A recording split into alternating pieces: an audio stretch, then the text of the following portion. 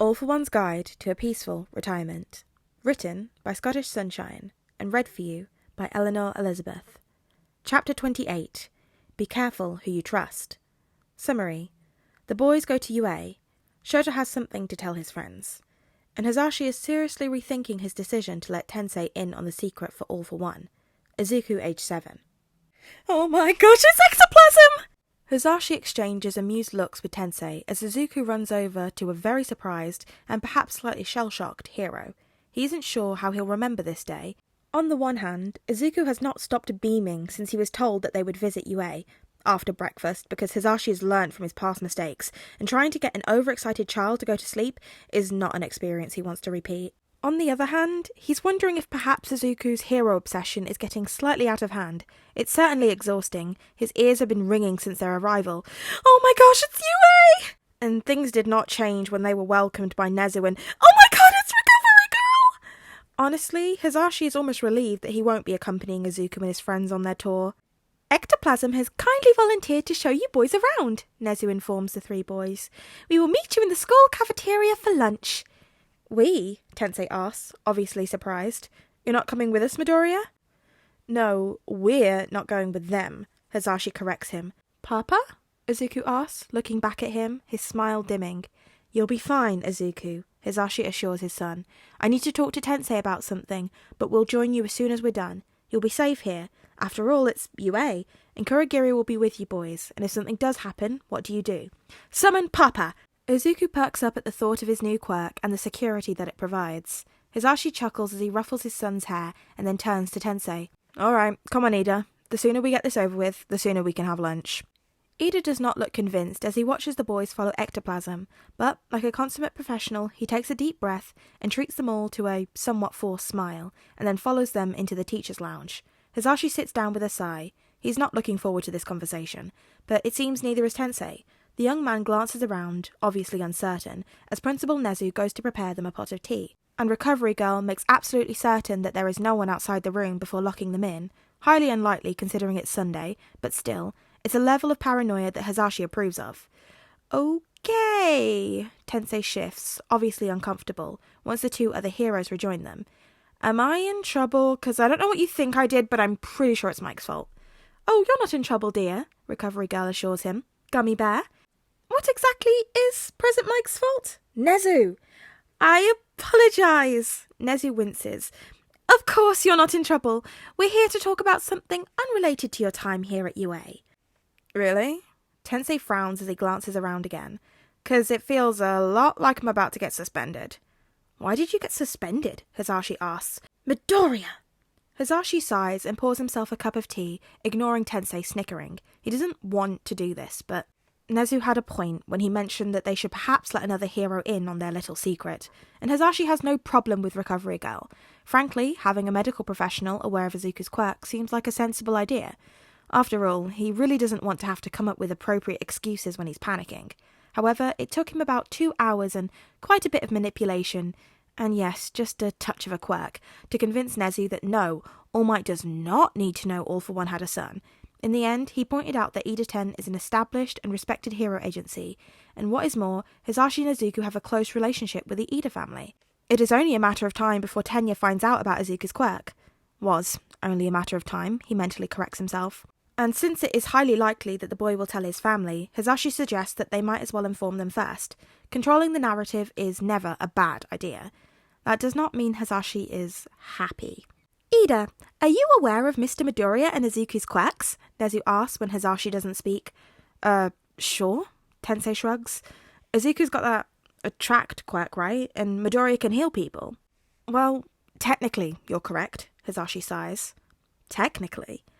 I do have a healing quirk.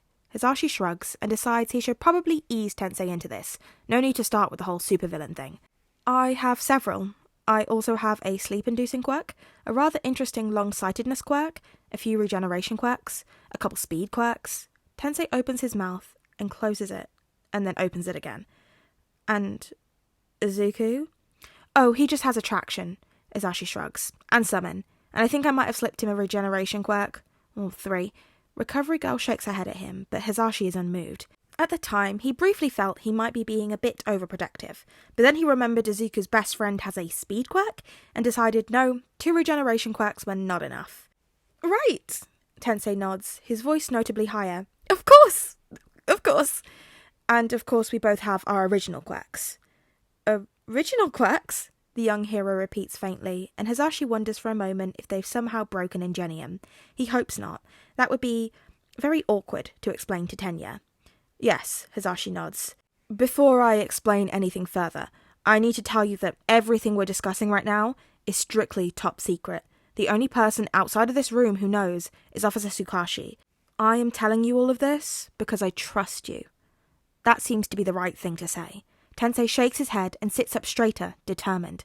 Hazashi tries to ignore the sneaking suspicion he has that he might also be touched. Many years ago, Hazashi starts, and then pauses. It sounds too much like a fairy tale phrase like that. He shakes his head and starts over. My father was a villain, and a powerful villain at that. He was old too. He was part of the very first generation of quirk users. But several years ago, a hero finally killed him. I understand why, and I approve. There was never any affection between us. Frankly, I'm relieved to be free of him. But, well, I was born with the same quirk as him, and it seems like Izuku has it too. What sort of quirk? We can take quirks, Hazashi shrugs. Not just take them, we can pass them to other people as well. And while most people can't handle more than one quirk at a time, we can possess, not just possess, but also use as well. Many quirks at once. And I mean many. Holy fucking shit, Tensei gasps. My father used me as, well, I suppose as a storage container for quirks, Hazashi explains. He is very glad Tsukashi is not present. I'm not sure exactly how many, but several dozen quirks. Technically, he isn't lying. He stopped counting around the 300 mark. That is several dozen. Holy fucking shit, Tensei repeats.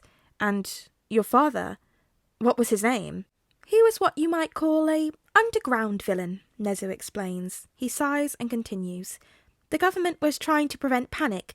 Very few heroes were informed about his existence. His quirk was named after him. He was called All for One.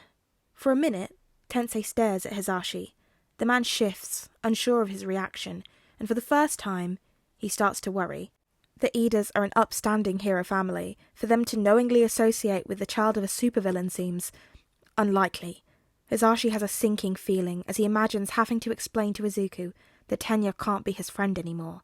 And then, Tensei sniffs and wipes at his eyes, and Hazashi realizes with no small amount of horror that the hero has tears in his eyes.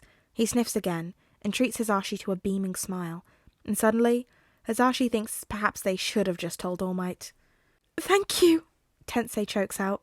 Your trust, it means so much to me. Oh Lord, please don't let him start talking about feelings. I mean, here you are. You've been through such terrible experiences. Your dad was terrible, and then when you finally found happiness, it was ripped away by the cruel hands of fate. And yet, you're still trying to be a good role model for Izuku. Why do heroes feel the need to monologue like this? It can't be easy. After all, you're genetically predispositioned to being absolutely fucking terrifying. It must have been so hard, battling not only your experiences, but also your DNA. But it makes so much sense that villainness is genetic.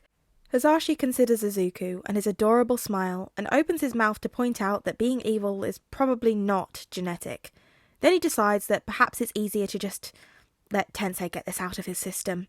You must have missed out on so much growing up. Family trips, sleepovers, hanging out with friends. Don't worry though, because you're not alone anymore. You can come meet my friends, come drinking with us, join us for karaoke, have some fun. I'll pass. Oh, come on, Hazashi, don't be such a stick in the mud. What did you just call me? Hazashi, Tensei grins. You know, your name. I'd rather you didn't. Why not? Because we are nowhere near close enough for you to use my first name, Hazashi explains, ignoring Tensei's pouting. But you just told me your deep, dark secret. I also told it to Principal Nezu, Hazashi points out. He does not go around using my first name. Yes, but we've known each other for years. All right, fine, Uncle Hizashi, Tensei huffs. I'm not your uncle. You let Tenya call you that? Tenya is Izuku's best friend. You are not. But I'm Tenya's brother, so it would be weird for you to be his uncle and not mine. Yes, but Tenya is cute. You are not. Ryukyu said I'm cute. Your girlfriend is not a reliable source. She's a pro-hero. She's blinded by love. Oh, come on, Uncle Hizashi. Izuku is having the best day ever. He can't help but grin as he tucks into his lunch. Ectoplasm showed him, Shoto and Tenya all around UA and answered all of Izuku's questions. Izuku was initially a bit sad that Papa didn't come with them, but he obviously had to talk to Tensei about something important, probably something grown-up. Grown-up meaning something Izuku will be told when he's older, like, where do babies come from? And, where did you get that quirk, Papa? Are you alright, Shoto? Tenya asks. Izuku glances over at their friend and realises with a sinking feeling that Shoto was just picking at his food. In fact, looking back, Shoto was unusually subdued throughout their whole visit. Shoto is always quiet, but not in the same way Tenya is, which is polite, well-behaved quiet, but rather slightly unsure quiet. But still, this trip, he was even quieter than usual, and Izuku didn't notice until now, too excited to be at UA. He needs to try and be a bit more like Tenya. Can I tell you guys a secret? The three of them look in tandem over at Kurogiri, who decides to get up and refill his tea. None of them comment on how his mug is still almost full. You can trust us, Shoto, Tenya assures their friend. Yeah, Izuku nods. He reflects on his own secret and smiles. We're a team. Shoto hesitates, glances around, and then closes his eyes and blurts out, My father used to hit us. Izuku feels like he's been punched in the gut. He wondered, in passing, what happened to Shoto's dad, but assumed he died. And Shoto didn't talk about him either because he was sad, or maybe he just didn't remember him. But this, the idea that anyone would hurt Shoto, or Auntie Ray, is horrifying enough. But for it to be someone who was meant to love them? We left when I was 4, Shoto continues. He shudders. He still scares me. Is that why you dye your hair? Izuku asks. To hide. Shoto nods. Well, you needn't worry, Tenya hastily assures him. Should you ever feel threatened, you need only call, and Tensei will come to your rescue. And Kurogiri will warp you somewhere safe, Izuku adds. My father's endeavour, Shoto whispers. Izuku stares at him, stunned. He glances over at Tenya, who looks just as shocked. He knows Endeavour does not have the best reputation. But this, to find out that a highly ranked hero was abusive enough for his family to basically go into hiding. Izuku can feel tears threatening, and not the happy kind.